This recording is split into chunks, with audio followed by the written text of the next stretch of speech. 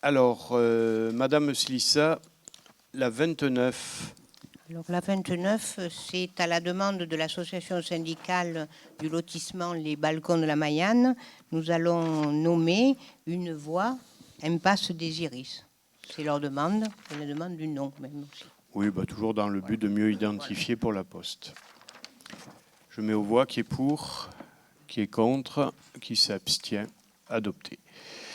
Alors, la 31 et la 30, là, il faut inverser l'ordre. Oui, parce que au Conseil municipal du 24 juin 2014, nous avons prescrit la modification numéro 2 du PLU.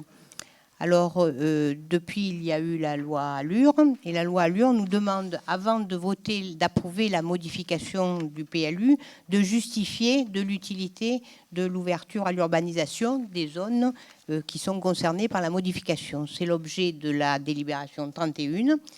Donc, les zones qui sont concernées sont la ZAC des Hauts-de-Bellepère, qui prévoit donc de reconvertir la friche industrielle qui y est en un projet de création de logements en mixité sociale. Et la deuxième zone, c'est la limite entre le Grand Verger et Palière, où on convertit en zone ouverte à l'urbanisation toute la partie des jardins attenant aux gens qui se trouvent à la limite de Palière. Donc ça, c'est la 31 qu'on peut peut-être voter déjà ou une après l'autre. Non, on va commencer par ça, puisque c'est en fait l'explication. La loi Allure nous demande de passer par là. Y a-t-il des questions? Pas de questions. Je mets aux voix donc la 31, qui est pour, qui est contre, qui s'abstient, 5 abstentions. Et la 30, qui est donc la conséquence. Voilà, l'approbation de la modification donc numéro 2 du plan local d'urbanisme, qui comprend deux grandes catégories d'éléments. C'est ce que nous venons déjà de voter, c'est-à-dire le passage en zone constructible des deux zones considérées Bellepère et le Grand Verger, et puis un certain nombre de dispositifs d'application de la loi Allure, qui, en fait, modifie dans les zones constructibles, dans les différents types de zones constructibles, on ne parle plus de chaunes, donc on parle d'emprise, on parle de distance, donc de prospect vis-à-vis des limites connues, on parle de hauteur, donc tout ça a été, je dirais, mis dans le règlement de notre PLU qui était nécessaire d'être modifié. À travers cette modification, des questions? Je mets aux voix qui est pour, qui est contre, qui s'abstient, 5 abstentions. La 32, l'OPA. Alors l'OPA, c'est l'agence d'urbanisme du Pays d'Aix, à laquelle nous adhérons. Donc il s'agit donc de remettre notre adhésion à jour, ainsi que la mise à jour des personnes qui sont déléguées à l'Assemblée générale. Des questions, des remarques? Monsieur Amaro, Monsieur Fusone. Donc, si je comprends bien, l'adhésion à cette agence d'urbanisme est quelque chose de très opportun et important pour la commune. Oui. Bon. De ce point de vue-là, je note que le titulaire, c'est Michel Amiel. Bon, je présume qu'il va y avoir énormément de réunions, qu'il va falloir travailler en corrélation avec cette agence de l'urbanisme. Comment vous allez faire en tant que sénateur, en tant que maire des Pennes Mirabeau, en tant que président du CDG 13, en tant que vice-président de la communauté du Pays d'Aix? Comment vous allez faire pour encore assumer la tâche de titulaire sur cette fonction-là? Alors, sauf si vous avez arrivé à inventer des journées de plus de 24 heures, moi, j'ai pas de baguette magique, mais j'aimerais vraiment avoir la recette, parce que pour pouvoir tout faire en même temps, je comprends pas comment on peut faire. Alors, je vais vous répondre à deux niveaux. Premièrement, c'est pas des réunions, mais c'est l'Assemblée générale uniquement qui a lieu une fois par an, et en général, c'est effectivement Madame Slissa qui me représente. Et la deuxième chose que je vous dis, vous m'attaquez souvent sur ce cumul. Certes, mais vous avez des gens, comme par exemple le maire de Marseille, qui se prépare à devenir président de la métropole, qui est vice-président du Sénat, et qui, si vous comparez la ville de Marseille et celle des Pennes Mirabeau, il n'y a pas photo, il est beaucoup plus occupé. Alors lui, c'est des journées de 48 heures qu'il lui faut. Non, soyons sérieux, je cumule pas spécialement plus que d'autres. Je suis aujourd'hui sénateur et maire et président du centre de gestion, c'est vrai, un établissement public. Je participe à une assemblée générale une fois par an où j'y délègue Madame Slissa, comme je participe à des assemblées générales de bien moindre importance par nécessité, pour marquer ma présence. Quant au travail des agences d'urbanisme en général et de l'agence d'urbanisme du Pays d'Aix en particulier, croyez-moi, je les suis de près, puisque c'est beaucoup en s'appuyant là-dessus qu'on a travaillé sur l'aménagement du territoire.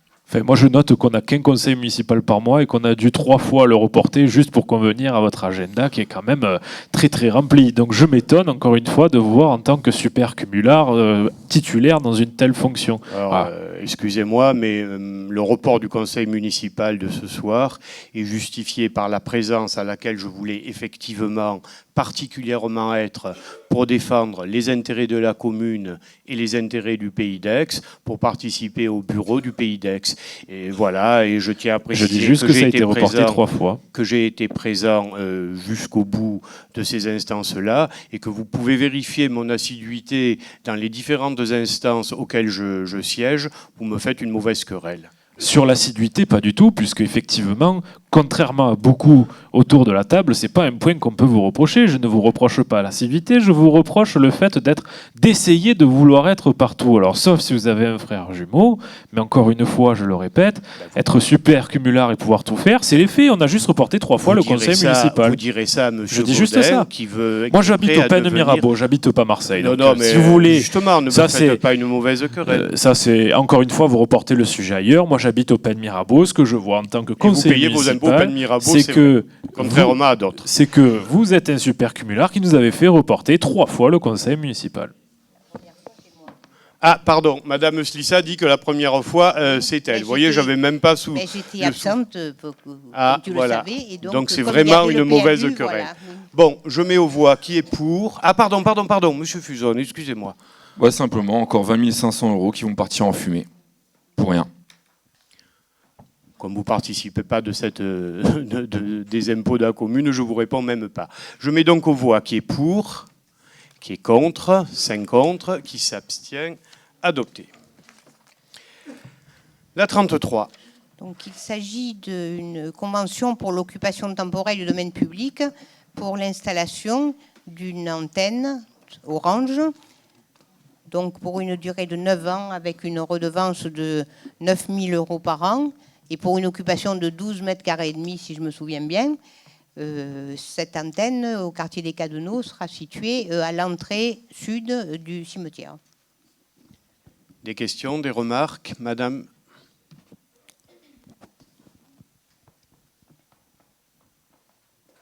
Alors moi, monsieur le maire, vous savez que je suis une écolo bleue. Voilà. Ce que vous fumez, ça m'étonne, mais en fait... Voilà.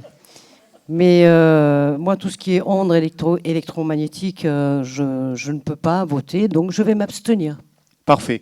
Dans ces cas-là, je vous conseille vivement d'abandonner le téléphone portable. Mais alors, vivement.